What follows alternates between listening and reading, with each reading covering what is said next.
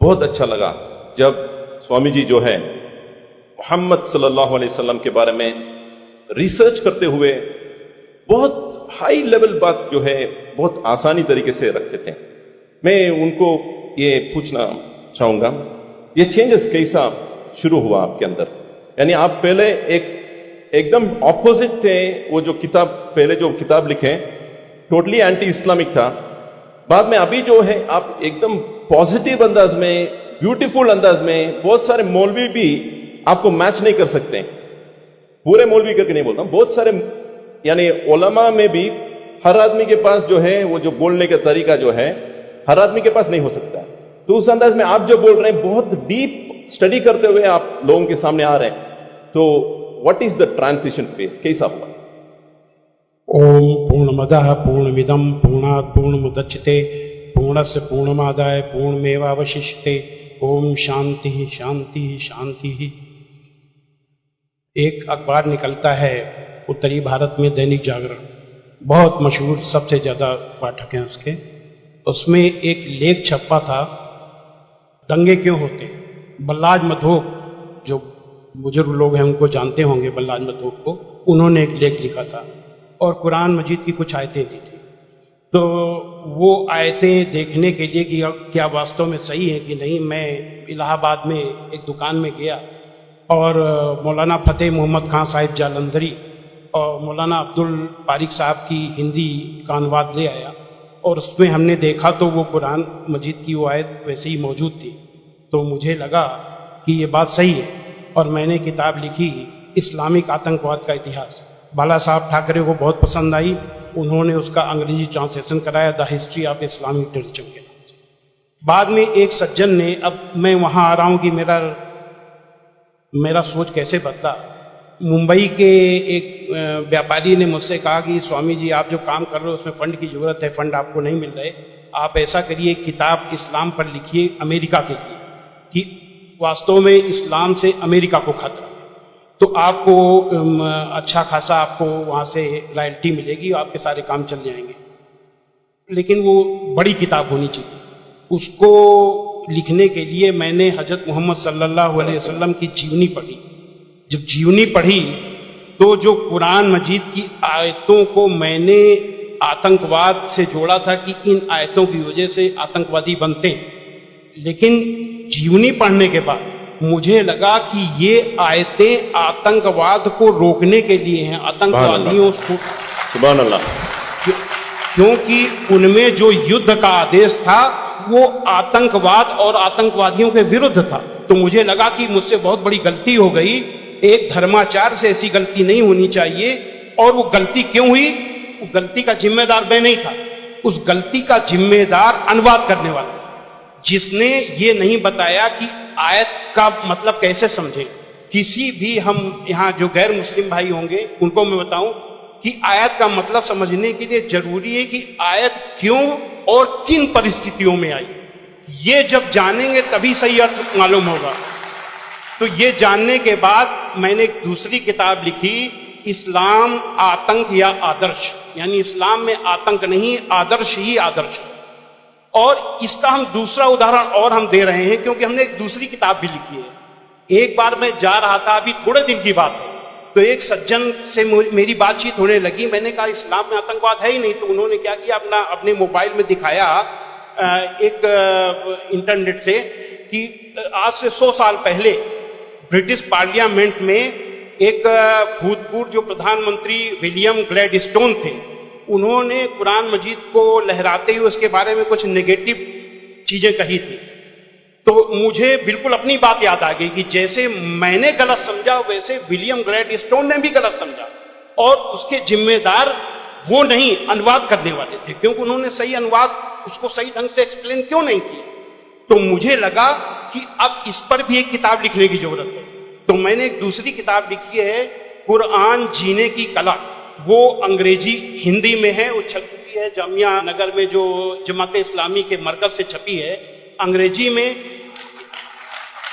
Islam and art of living के नाम से अंग्रेजी में भी छपे। अब इन सारी चीजों जो मैंने इस्लाम को देखा, कुरान को देखा, उसके हिसाब से मैं एक छोटे से निष्कर्ष पे पहुंचा कि इंसान में इंसानियत लाने के तरीके का नाम इस्लाम है। और ये जुमला नहीं है, ये जुमलेबाजी नहीं है कि मैं अपने तरफ से मैंने कोई एक मुहावरा कह दिया, एक जुमला फेंक दिया। ये बात दलील के साथ मैं बताऊंगा, और मैंने दलील के साथ देखा है।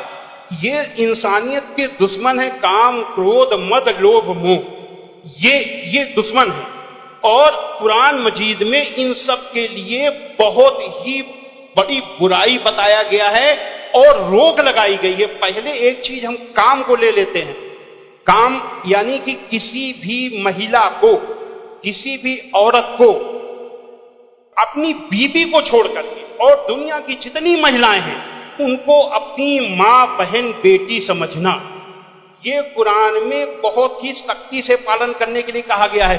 अभी तक आप लोगों ने देखा होगा कि जो गैर मुस्लिम भाई सुने कि किसी भी मर्द को देख करके औरत को अपनी निगाहें नीची कर लेना चाहिए, लेकिन कुरान का क्या हुक्म है? कुरान के सूरा 24 आयत नंबर 30 में है, ऐ मोहम्मद मोमिनों से कह दो कि वे अपनी गैर जो भी महिलाएं हैं, जो उनको देख करके अपनी निगाहें नीची रखा करें और अपनी शर्मगाहों की हिफाजत करें। यानी जब सुभान अल्लाह, मर्द जब अपनी पत्नी के सिवा किसी को देखे तो आंख न मिलाए उससे, अपनी निगाहें नीची कर ले और मर्यादा में रहे। ये पुरुष के लिए ये बनाया गया नियम, और यही नियम औरत के लिए भी, दोनों के लिए वही नियम बनाए गए। ये नहीं कि केवल औरत के लिए। कहते हैं कि इस्लाम में औरत को दबाया जाता है, लेकिन मर्द के लिए कितना सख्ती से नियम बनाया गया। तो ये काम के लिए कितनी सख्ती की गई। क्रोध, गुस्सा के लिए सबसे पहले गुस्सा का तरीका इस्लाम में इतना आसान बताया गया कि देख करके मैं सबसे ज्यादा प्रभावित हुआ। कहा जाता है अगर गुस्सा अगर किसी का रुक जाए तो वो पूरा संत बन गया, साधु बन गया। और कितना बढ़िया तरीका इस्लाम में बताया गया, कुरान में बताया गया है कि माफ कर दो, किसी के गुनाहों को माफ कर दो, और जब माफ कर दो तो गुस्सा खत्म। और सबसे पहले ये हुक्म दिया गया पैगंबर को। सूरा 7 आयत नंबर 199 हुक्म आया कि ऐ मोहम्मद माफी का तरीका अपनाओ और भलाई का हुक्म देते रहो और अज्ञानियों से किनारा करो। सबसे पहला माफी का हुक्म अगर आया तो अपने पैगंबर के लिए आया। और ऐसे लोगों को क्या कहा गया? सूरा 3 आयत नंबर 134 में अल्लाह का हुक्म है कि जो लोग तंगी और खुशहाली की हर हालत में अच्छे से अच्छा काम करते हैं और गुस्से को रोकते हैं और लोगों के गुनाहों को माफ करते हैं, तो अल्लाह ऐसे लोगों को पसंद करता है जो ऐसे अच्छा से अच्छा काम करते हैं। हजरत मोहम्मद सल्लल्लाहु अलैहि वसल्लम पर कुरान उतरने के बाद आपके दिल में उतर गई, दिल में उतरने के बाद आपके कर्मों में उतर गई। आपके एक एक कर्म कुरान में अल्लाह के हुक्म के अनुसार हुआ करते थे। आपने पहले खुद अपने आचरण में लिया, अपने अखलाक में लिया, तब दूसरों को बताया। फतेह मक्का के दिन वो अबू सुफियान जो आपके खिलाफ मक्का की एक एक लड़ाई में आपके खिलाफ नेतृत्व करते थे, जब वो सामने पड़े फतेह मक्का के दिन, तो हजरत मोहम्मद सल्लल्लाहु अलैहि वसल्लम ने कहा कि आज अबू सुफियान को माफी, और जो अबू सुफियान के घर में दाखिल हो जाए उसे भी माफी। आज जो अपने घर के दरवाजे बंद कर ले उसे माफी, जो मस्जिद में चला जाए उसे भी माफी।